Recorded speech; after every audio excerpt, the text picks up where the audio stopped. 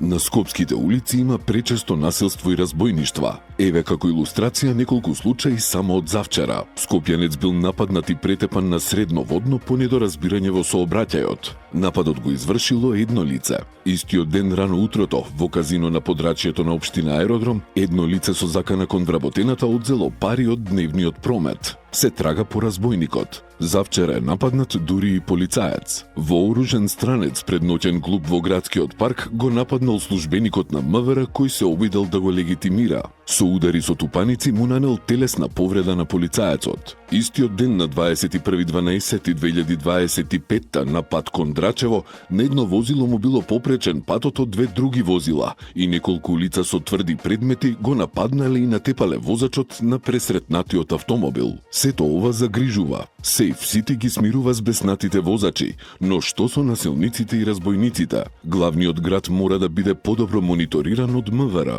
Повеќе полициски патроли низ градот се нужни за да се спречи големото нарушување на јавната безбедност.